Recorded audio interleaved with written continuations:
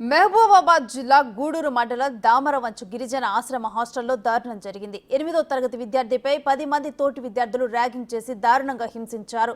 ఈ ఘటనపై hostel principal ఎటువంటి క్రమశిక్షణ చర్య తీసుకోకపోగా గాయపడిన విద్యార్థిని ఆసుపత్రికి కూడా తరలించకుండా నిర్లక్ష్యం చేశారు. ఘటన జరిగిన 3 రోజుల తర్వాత బాధిత విద్యార్థి పరిస్థితి విషమించడంతో గూడూరు ప్రభుత్వ ఆసుపత్రికి తరలించారు.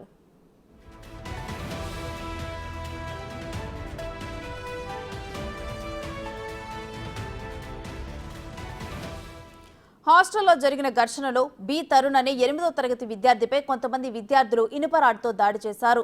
తరుణ్ తలకి గాయమై తీవ్ర రక్తస్రావమైన ప్రిన్సిపల్ పట్టించుకోలేదు. పరిస్థితి విషమిస్తూ ఉండటంతో 3 రోజుల తర్వాత గూడూరు ఆసుపత్రికి తీసుకెళ్లారు.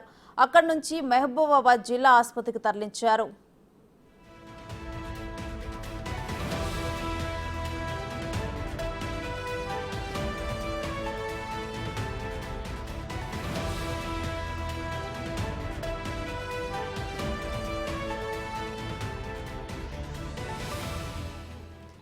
జిల్లా దవాఖానాలో చికిత్స పొందుతున్న విద్యార్థి తరుణ్ పరిస్థితి ప్రస్తుతం నిలకడగా ఉంది.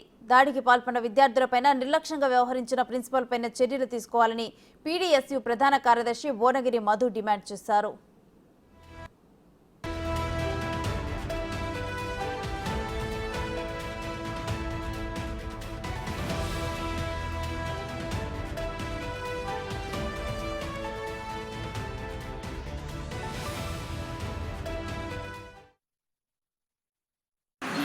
దాంట్లో చదువుకుంటాను సార్.